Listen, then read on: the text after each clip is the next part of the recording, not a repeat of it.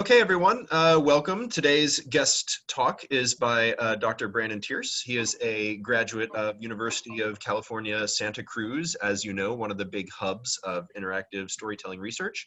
And you all are probably most familiar with the work of Brandon's that we just read a couple of class periods ago on Skald, the recreation of Minstrel. Brandon now works at Google. And so with that, thank you, Brandon, for being here, and take it away. Yeah, more than happy to be here. First off, because I do work for Google and they have policies, I have to say that nothing that I say represents the views of Google in any way. So this is all purely my own research and work, and a lot of what I'll be talking about today comes straight out of my dissertation. So if you need access to that, it should be available for free, and if not, get a message to me and I can send a copy to you. All right, so the outline of what we'll be talking about today is I'm just going to be going through the mechanics of Minstrel and then sort of concepts and lessons that I have learned while working on it. Hopefully those will be applicable to you. I am a fairly informal lecturer, so feel free to hop in at any point and interrupt me if you have questions. I find that it is absolutely the best when working with me to get me going on stories and tangents and discussions, because those tend to be much more interesting than just what I prepare. So hopefully we can get through this. Ryan, you were the person who presented this paper a couple of class periods ago, and I know there were a couple of unanswered questions. So when they seem relevant, please jump in and ask. Awesome. Sure. Hopefully I can keep this presentation down to like 20-30 minutes, and you guys can have plenty of time to ask me questions. All right. So mechanics, concepts, and lessons. You all can read all of this outline. So here we go. The dream. When I started working on Skald, I had this idea that Minstrel could let me create a tiny little village in World of Warcraft, essentially, in an MMO. And it had this interesting cell that was sort of the idea that, oh, you can use this cool system to model stories. And if we had really simplistic concept of, person A needs flowers and B needs a fish and C needs a thing, and they can all solve each other's problems, we might be able to create a tiny little game where a user would be able to come in and solve that swapping problem and solve the problem of the town. And if you could do that, then you could make it more generic and generate an infinite number of these towns for players to grind through. So that was my idea, was, oh, we're gonna do this. So that's why I started working on Skald, and I just found that interesting. Of course, that didn't work at all. So as far as mechanics are concerned, you have to start off with the story library anytime that you're working with Minstrel, Skald, or any CBR system, case-based reasoning. We'll be going over that in just a bit. But the basic idea is you need some cases to work from. And the most important thing to remember when you're talking about Minstrel is that this is its view of the story library. And no matter what you may think when you read a story, fundamentally, it's looking at this picture here and it's saying, yes, I've got two stories. They both have a number of nodes in their graphs. This one has 6, that one has 7. You can see that the top half of each graph is the same. Ooh, so there's something similar about these stories. But fundamentally, it's working with colored boxes. So the symbols are totally unknown to it, and as much as you or another human reader may find meaning, it doesn't know anything. So here's an actual story, and now I hope that people can actually read the whole thing, and the Zoom stuff on my right side isn't going to get in the way for other people. Yeah, we've got the whole slide. Beautiful. Okay. So this is actually a scan straight out of Scott Turner's book. And this is what Minstrel reads in order to generate text. Now, the text generation was actually not part of Minstrel. It was another thing that was going on in the same lab as Scott Turner when he created Minstrel. So it's kind of interesting that he's got these big, long stories when in reality, this is all that Minstrel ever produced. So for those of you who can't parse this absurd language, you basically start on the bottom right and then move around in a counterclockwise fashion. And essentially what's happening here is Richard gives himself or gets a magic sword, which is what he's intending to do, which unfortunately, the top right one, it thwarts Lancelot's goal of owning that magic sword. And so then that motivates the revenge goal at the top left for Lancelot towards Richard, which means Lancelot wants to do something unfortunate to him, an anti-favor. So Lancelot plans to fight with Richard, which intends to kill Richard, which would then thwart Richard's goal of having health. So like that's how this story is actually read. And unless you've got something fancy going on up front, yeah, that's what the story sounds like. So hopefully that is understandable. That's exactly what our stories also look like. Basically, we have a story graph with a bunch of nodes, and each node is a frame, as we call it, which is basically just a bunch of tuples of, I don't know, left side of the frame, whatever the name label is going to be, and then symbols on the right. That's pretty much it. It's a big diagraph. Can I jump in with a question? Yes. So, sorry, on the previous slide, it looks so like we've read enough systems now that we're seeing a lot of common features, like things that everyone sort of agrees on are important emerging. And so like goals and plans and actions and states, like all really common stuff. Is a plan always a single action? Is it always goal, action, state, or could there be many actions? Could a single action achieve multiple goals? Like how rigid is this specification? So Minstrel doesn't have anything in the specification about this. So while reading through his paper or all of his stuff in his book, I never ran into what we call a gas trio that broke this concept of a goal, act, state. But there's no reason why you can't actually have arrows branching out, so you have one goal that plans multiple acts, or a state or an act that causes a number of states. It didn't seem like that was the way that it worked, and it certainly is easier to think about it as just everything has a single outward arrow and a single-ish inward arrow. But especially once you start getting to a lot more of these motivations and achieves and stuff like that, you end up with larger stories where you'll have multiple arrows pointing out of each piece. But yeah, I've never seen a goal, act, state that hasn't been singles.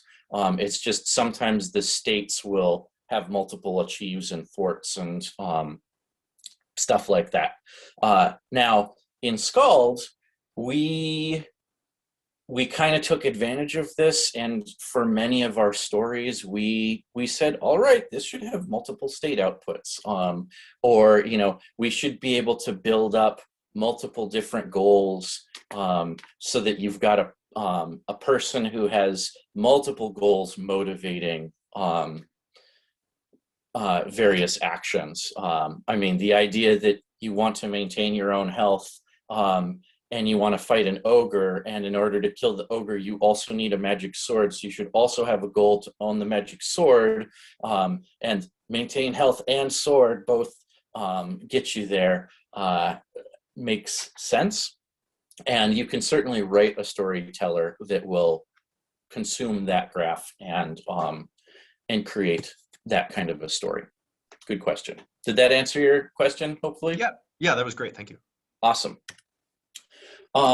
So moving on to case-based reasoning and Trams, which is really where Minstrel does all of its CBR-ish stuff. So over here on the left, this is an actual sort of tram, but if you just looked at the left two, the query and then the recalled nodes, this is what standard CBR is you throw a query that has a couple of constraints and at least a question mark in it, at least in our frame representation, and then you look in your library of all the different cases of different sort of acceptable things in your story universe. And the system does a lookup and says, oh, here are, a handful of possible ways that you could fill out whatever your query was. In this case, we'd be saying, oh, I want Nightbob to do something to a fire dragon. I don't care what he does, just like give me something. And then it would recall this thing about using a magic sword to fight it. Now, the thing that Minstrel does that's different from the CBR at the time, although I'm pretty sure that at this point, more and more CBR systems have been finding ways to sort of adapt their CBR so it's not quite as dumb, is to do these transformations. And so the idea here is, if you are really good at looking at my text, you'll notice that the query uses a fire dragon as the 2, and the recall actually has Bert the Troll in the 2. And so it's not a match. And so a traditional CBR system wouldn't pull up that match. And Minstrel basically said, look, in order to make it so we don't have to have quite as many cases in the library, let's make an intelligent system for sort of like tweaking what we've got, because fundamentally the idea that like I want on my Nightbob to do something exciting with this dragon and him choosing to fight the dragon, well, if there's something else similar to the dragon, like there's a monster category, then anything he does to a monster should reasonably apply to a dragon. And so that was where Trams were sort of born, was this idea that, okay, we did a lookup for the fire dragon, we didn't find anything. And so the next thing we do is we find a way to transform our query. In this case, you transform the fire dragon to a generic monster, and then that matches against Bert the Troll, which then you can adapt the new recalled node back, and you can say, well, I had to turn a fire dragon into a generic monster, so I have to turn back Bert the Troll into the fire dragon, and then we've got the new newly filled out adapted result of the tram is this whole Nightbob fights a fire dragon with a magic sword. Shada! And it makes sense. So that is just a standard tram. It's been a while, so I don't remember exactly which tram that would be. I do have a list of trams later on in case people have questions about them. On the right-hand side is, you can see up at the top node, night fights. And this is just a representation of all of the different ways that you can transform night fights into various different, more loose constraints for the query. And your tram system might, might transform it into Knight does something to a thing, or it might transform it into a person fights a thing, or so on. And so you can see that through multiple applications of trams, you can get more and more generic until eventually, I think at the bottom right is just like, something does a thing, find me anything. And that's actually a really bad case, because when you eventually adapt down to anything does anything, you will get a random result back, and then it tends to be a degenerate case for your storytelling. So that's CBR and trams. Moving on. Okay, done with the conspicuous pause. ALPs, author level plans. So ALPs are not quite as photogenic as trams, because they're basically a chunk of machine code.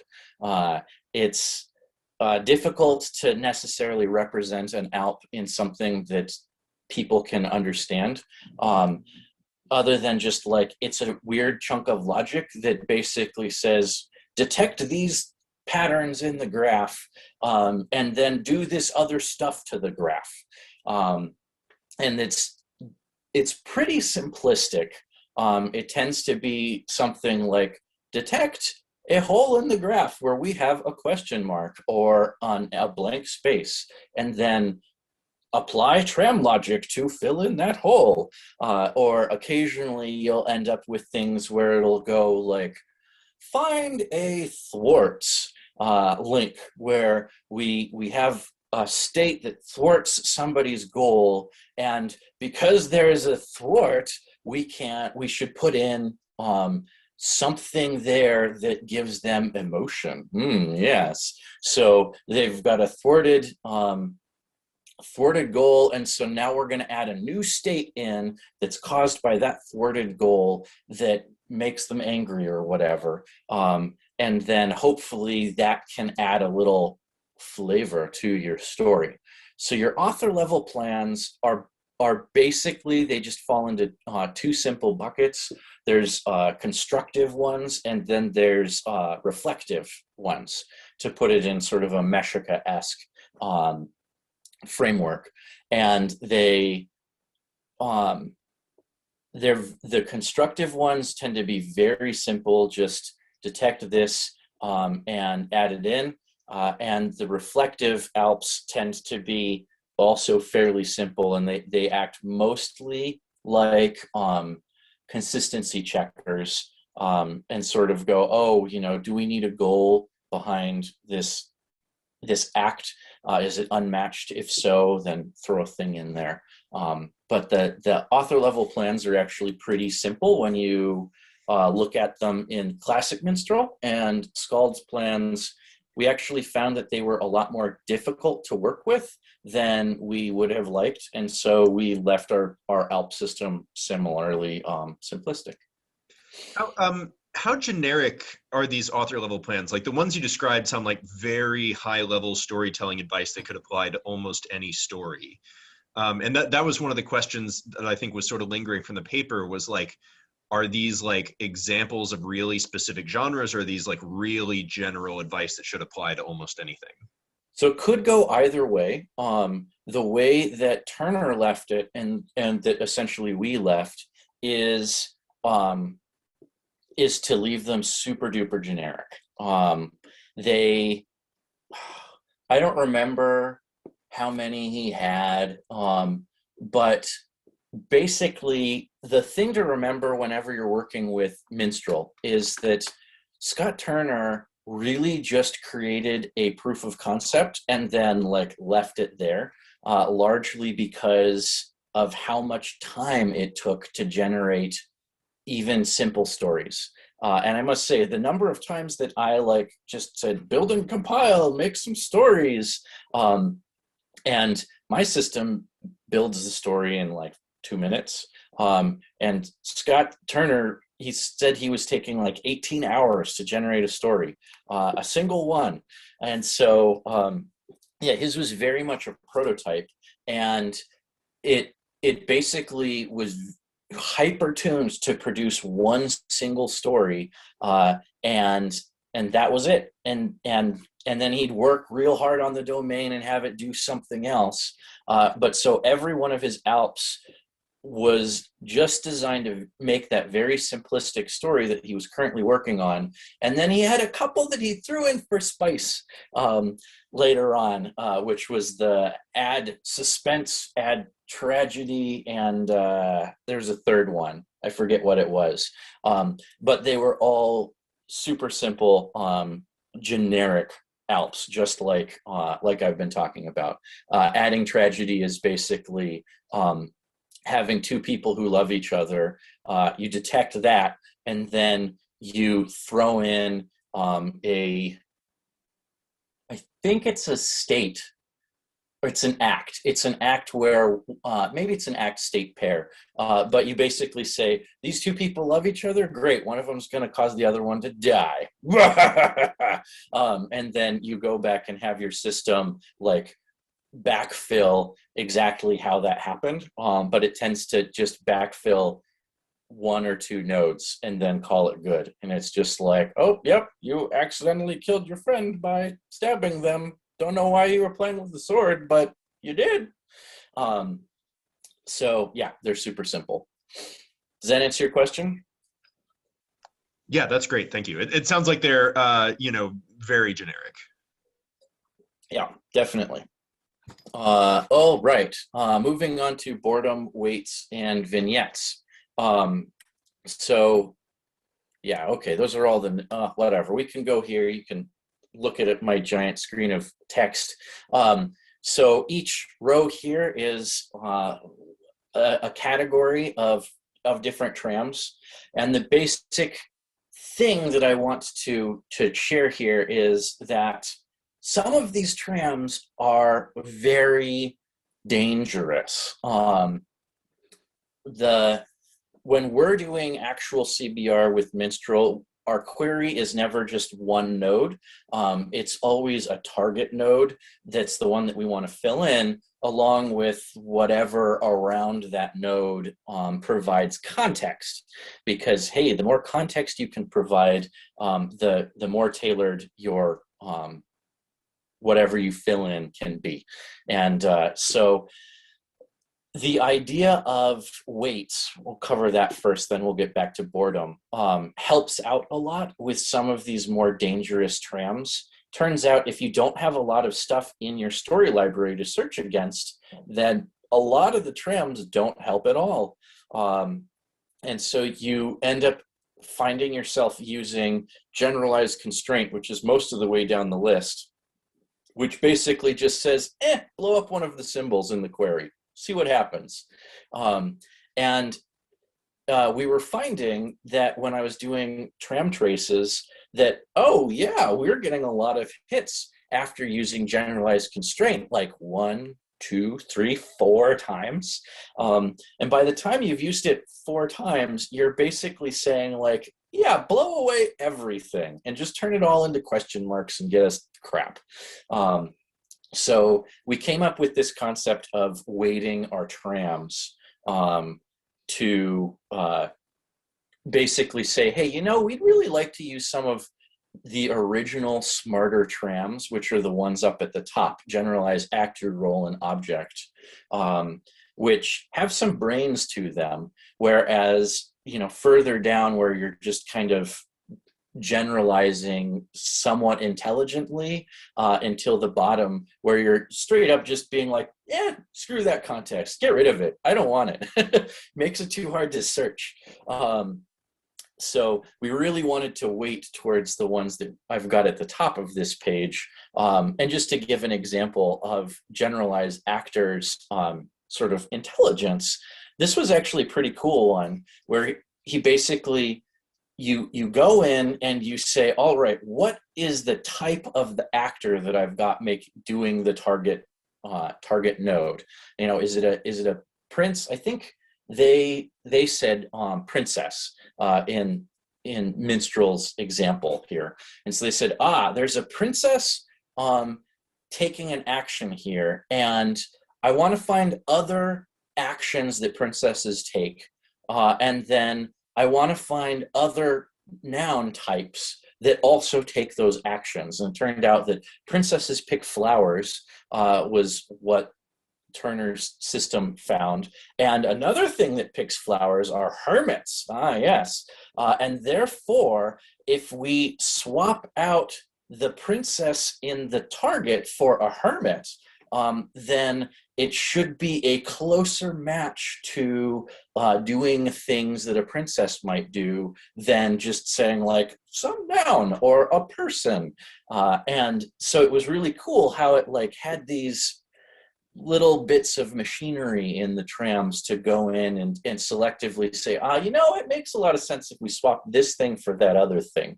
And unfortunately, unless you have a lot of stories in your case library, generalized actor, role, and object don't end up getting used a lot because you have to have a lot of stories around princesses in order to you know, have that kind of thing actually apply properly.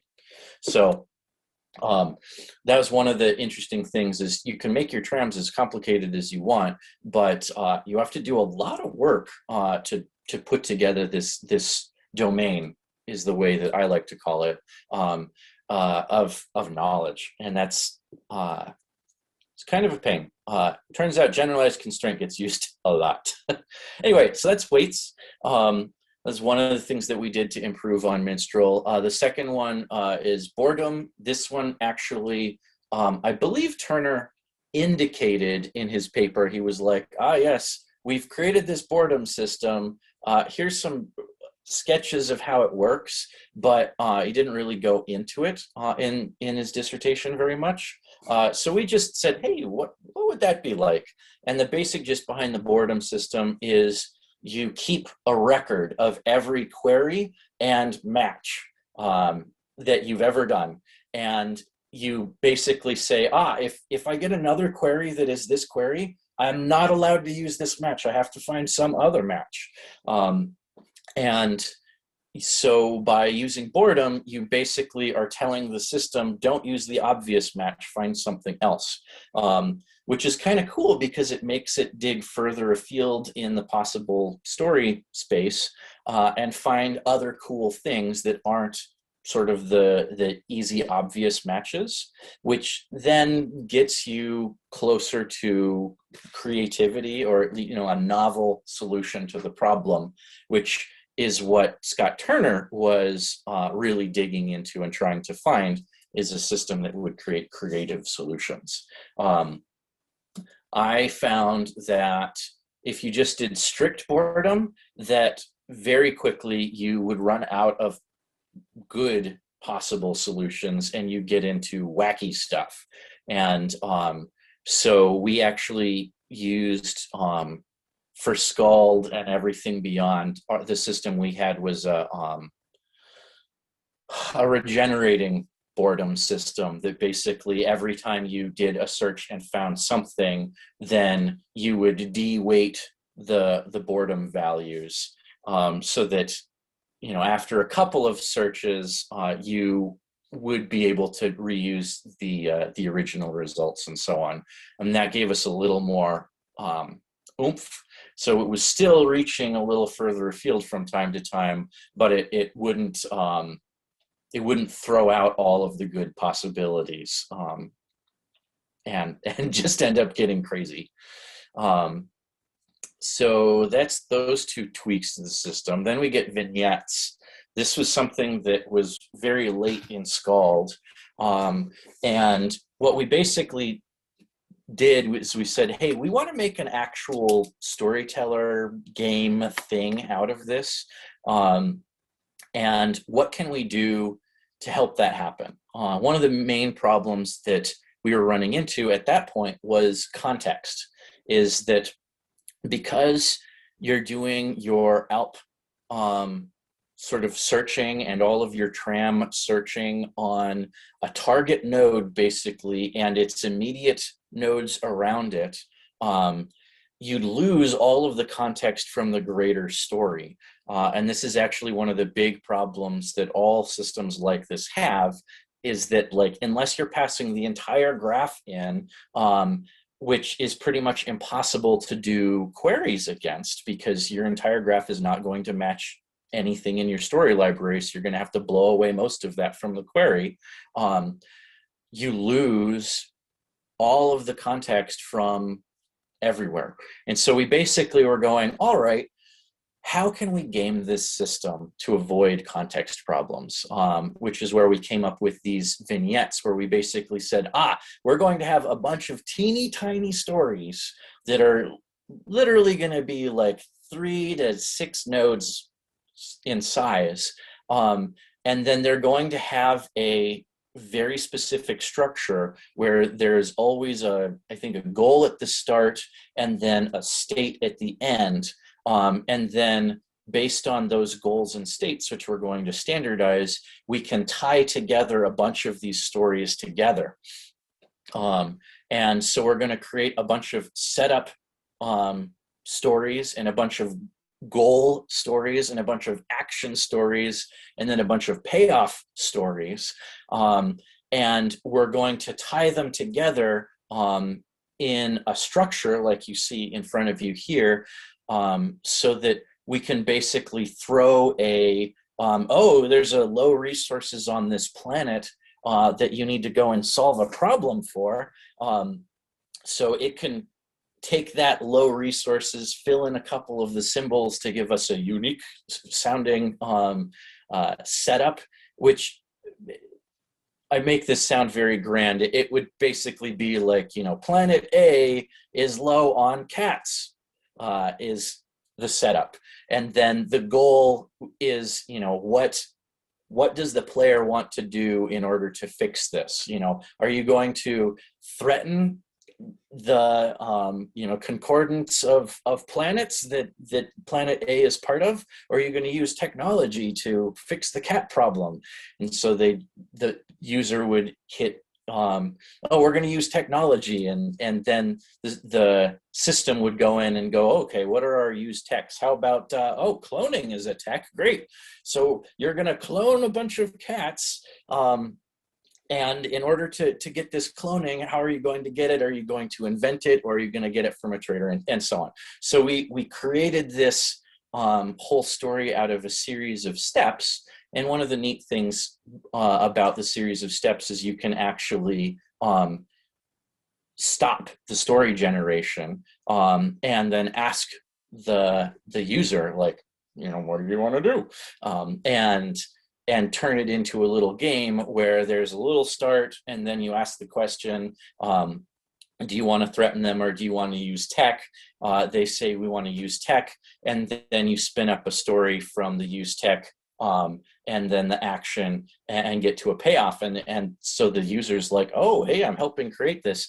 And then you create a bunch of these different vignettes, which are all independent. We modeled this on a serialized Star Trek, I believe, where we're like, oh yeah, every episode is totally independent from all the other episodes. So like, we'll just have one little episode where you deal with this planet, and then we'll have another episode where you deal with that planet. And so we actually did manage to have Skald power this system by creating these sort of vignettes and another little piece bolted onto classic Minstrel that we call the vignette generator, that would help us build these. We could have built them in the ALP system if we wanted to, but it was far easier to do it in a new subsystem than to try to actually shoehorn all of this logic into ALPs. So this is sort of add-ons that we did for Minstrel. It's very friendly because ultimately you're just manipulating a graph, and it's really easy with the author level plans to create a new plan that detects a thing and kicks off a subsystem. So it's pretty easy to tweak Minstrel and do wonky things, but fundamentally there are pretty big problems. So I think, yeah, so that's all the mechanics of Minstrel. Did people have questions about any of that? No. Okay, great. I have no idea how I'm doing on time. I'm blowing through all of our time. I'm sorry. I'll get through this as quickly as I can, and we can have more discussion. My apologies. That's fine. It's going great. Good. Okay. So I just wanted to talk briefly about the goals of Skald. What we set out to do, unlike Minstrel, which was just sort of like, I want to be able to tell a cool story, and I want to demonstrate computational creativity, which is what Turner was really going for, is I said, all right, we already know that this system can happen. What we want to do is create an advantageous storytelling system. And this was all the rage back at UC Santa Cruz, was this idea of leverage, authorial leverage. So you put in X work and you get 2X work out of it as far as stories that it can generate. And so what we were basically saying is, look, I can create a system that will brute force generate thousands of stories. And the real question here is, can we do better than that? Is there a way to put effort into building a domain, which includes building Trams and Alps, because those have knowledge in them about your domain, but also building your story library and then whatever vignette logic you want, and anything else you've added to the system. Like, all of that is domain building. And the real question is, can we make it so that building a domain gives you leverage and you can generate a bunch of good, useful stories at the end? One of the things that I found was kind of a turnoff when I was dealing with a similar system, Meshica, which I think you read a paper about, is I was talking to Rafael, Dr. Perez, at an ICCC conference, and I was saying, so how often do you generate crap stories? Is that what's your percentages there of creating good stories? And he just said, oh yeah, we don't have a concept of that. Like, we care about what we can create. We don't care about the percentage of good versus bad stories. So I asked him this question, like, what's the difference between your system and, like, wouldn't the best way of doing Meshica then be just to brute force produce all possible stories and then pick out the most creative ones? We got into an interesting conversation there, but it got me thinking about this while I was working on Skald. Is just like, I want to have a system that can power a video game, and I don't want my users having to deal with crap all the time, because I'm getting these insane stories out of it. So, like, I want this thing to 95% generate good, coherent, consistent stories. And so that was my real goal.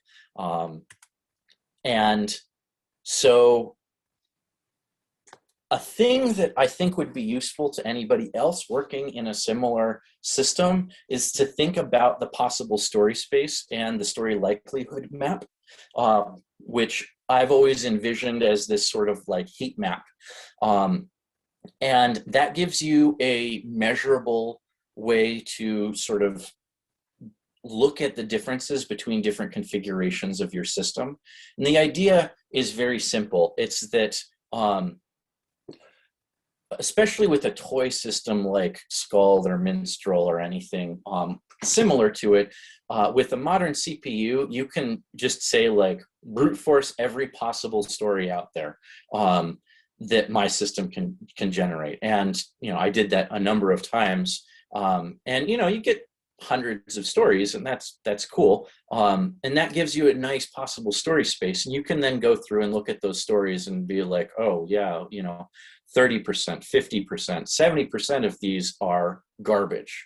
And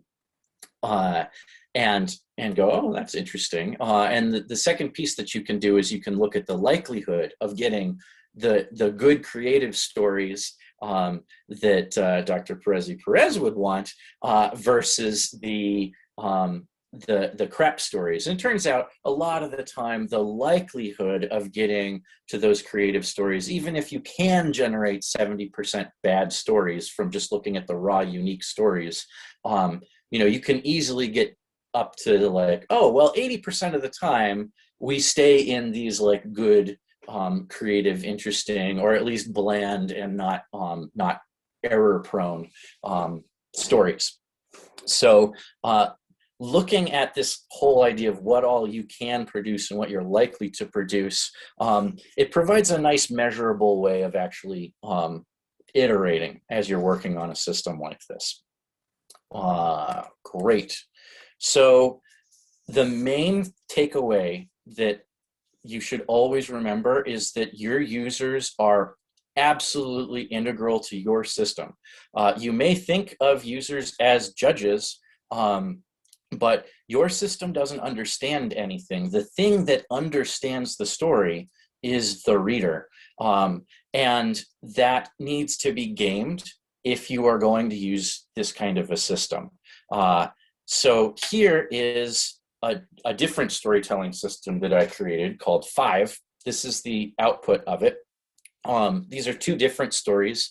5 generates 5 sentences, which is sort of why it's called 5. Right? Peasant gave message to king. King asked for help from peasant. Peasant shared secret with king. King bargained with dragon. Dragon gained affection of king. Right? And the thing is, the system knows nothing about these.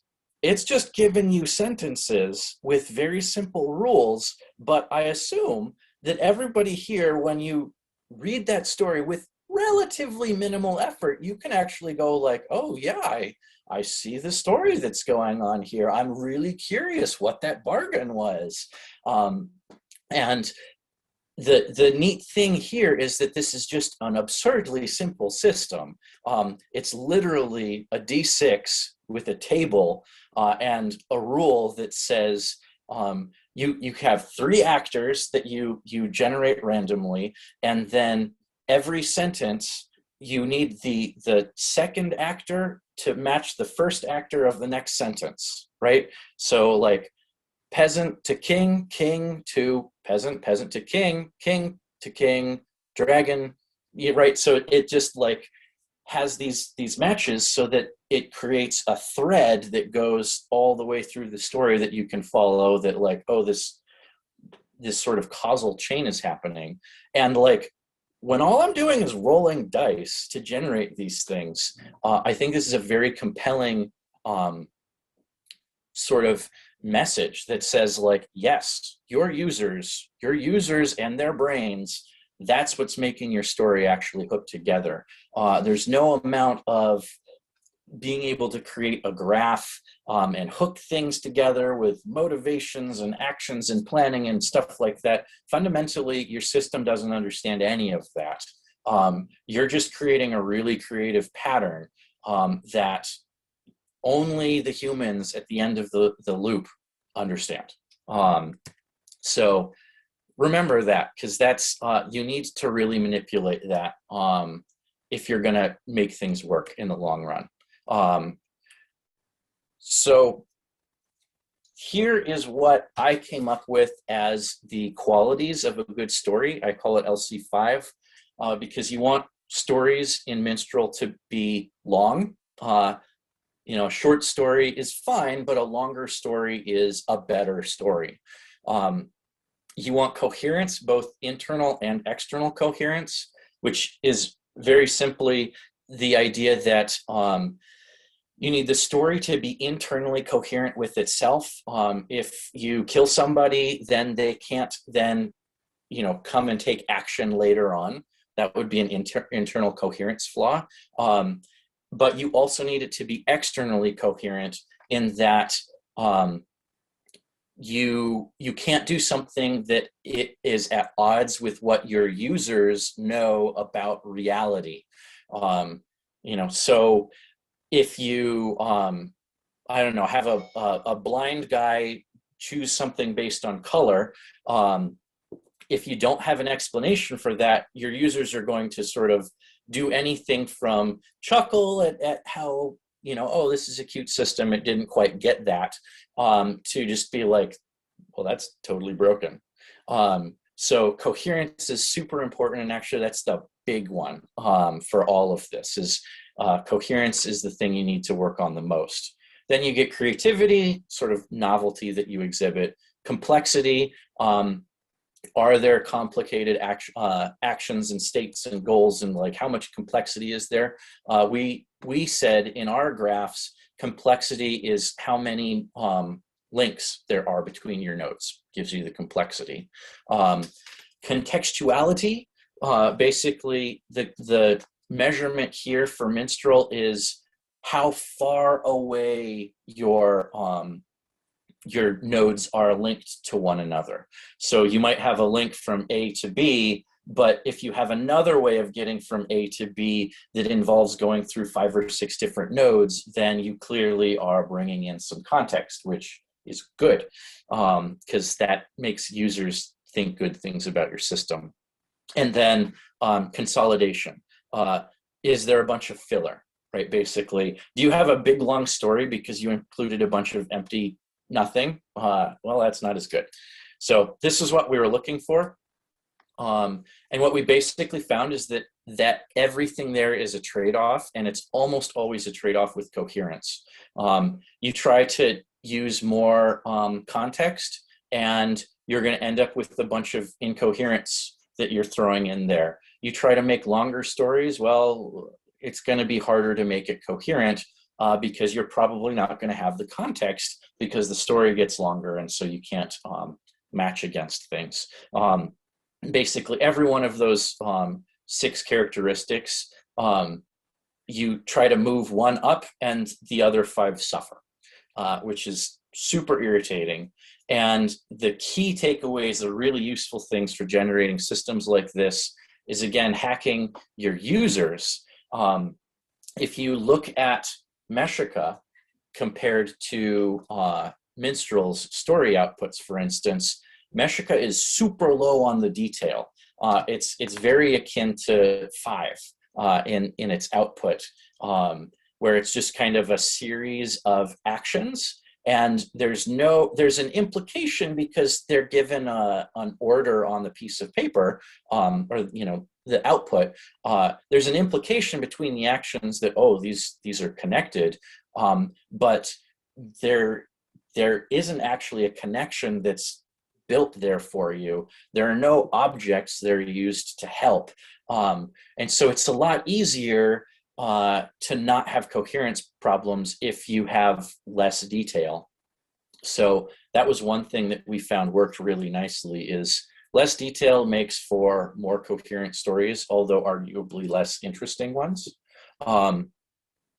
If you reduce the complexity of what you're doing, it's just like details, makes it a lot easier to create sane stories. And then the ones that I actually really liked finding was domain. If I am telling stories about dreams, then the fact that space aliens fly in and eradicate the troll that I was just fighting against, like, okay, it's a dream. Yeah, weird stuff happens. Or another domain that we found that worked really well was conspiracy theories.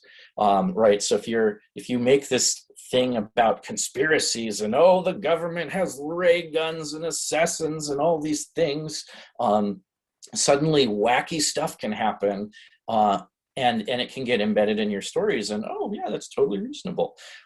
So domain really helps to fight against consistency issues.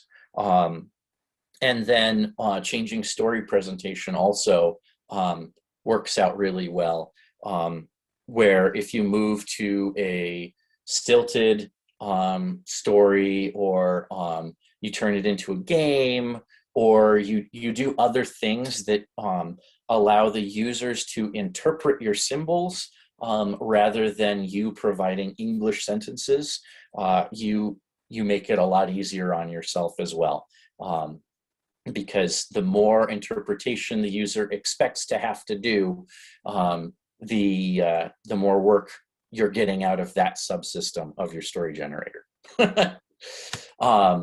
So that's what I prepared. I'm sorry, we might be out of time, but I'm happy to take questions as long as you like. Yeah, let's open it up to questions. Ryan, I know you were the presenter of the paper. Maybe someone else was also struck by exciting questions. Brandon, by the way, thank you for all the extra insight. The director's cut is a really helpful, context. Awesome. Yeah, I was literally condensing like 80 pages of my dissertation into those last 3 slides. So for more, look there. Yeah, I guess one of the things that I got clarification on here was I remember in your paper you talked about how you hand wrote the output. Basically, you converted it by hand into human readable, and then I guess he used another person's system to generate that human readable text from his output. Yeah, it was a system called Rhapsody, and it did a quite good job. And I'm really grumpy that I never could get my hands on Rhapsody or any papers talking about it. So like I couldn't figure out how much work Rhapsody actually did compared to Minstrel. Right. But yeah, fundamentally, he never generated any actual English.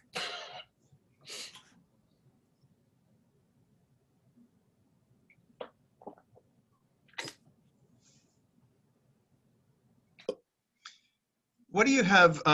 So one of the reasons that I was excited for you to be our speaker is we talked about this rational reconstruction process, and one of our previous guest speakers postulates that we're in this era, this golden age of rational reconstruction, which perhaps you are the founder of in some ways.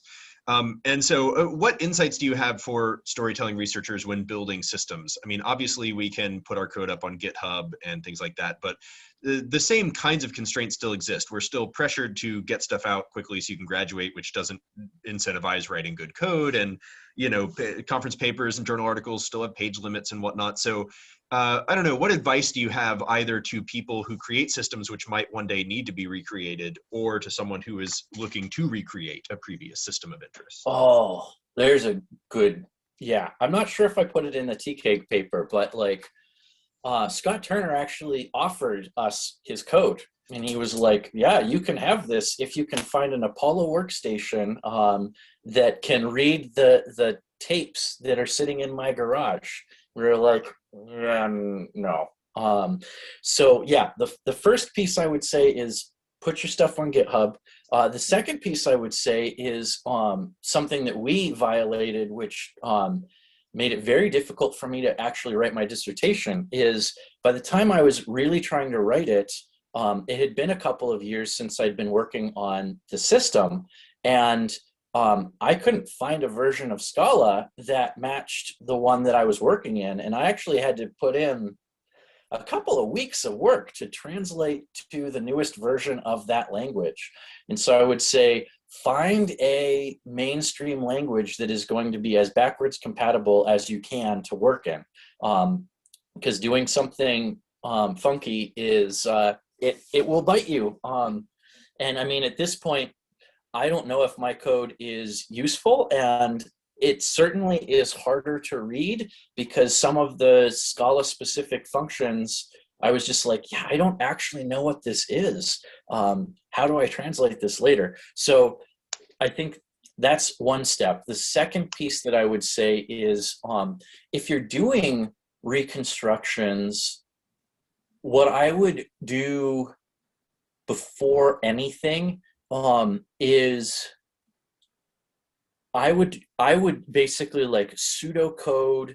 I would prototype it as hardcore as you possibly can. Prototype whatever you're thinking of reconstructing. We didn't do that because, I mean, I basically started Minstrel trying to prove to Matthias and Wardrobe Fruin that that I could join their lab. Right, I was like, I'm gonna make Minstrel. How's that? And they said, oh, okay, whatever you want. And so I scanned his dissertation and started coding immediately. And that led to problems that were like fundamental, and I had to rip out and totally rewrite because I hadn't done a very thorough investigation of exactly what his code his dissertation said his system actually did.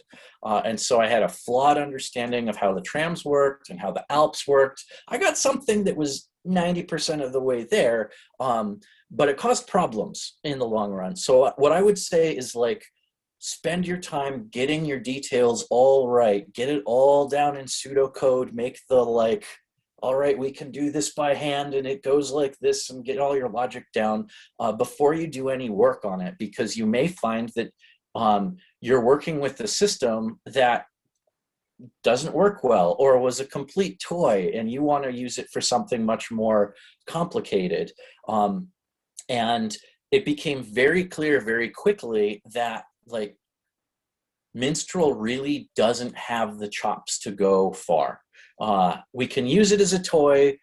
We can use it to explore some things. We can bolt some extra pieces onto it.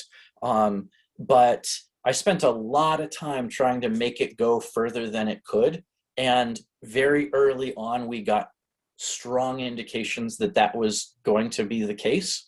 And so, like, yeah, prototype the crap out of it if you're going to do a reconstruction. Great. Well, thank you. So we are at about 10 over, so I think we need to end on the hour. Brandon, thank you so much for sparing some time to come talk about the system. Thank you for your insights. I really love that 5 system. I don't know if there's a site. I may have to follow up and see if I can get a citation for you for that, because that seems like a really awesome little toy deconstruction of, you know, a generative space. So thank you for all the extra insight and context that you provided. We really appreciate it. Awesome. Yeah, totally happy to do that. I'm happy to take email from anybody who wants it. Yeah, feel free to shoot me questions or whatever, and I'll send you 5 and you can share it with people if you like. Thank you. All right. Have a good one. Thanks, Brandon. Thanks.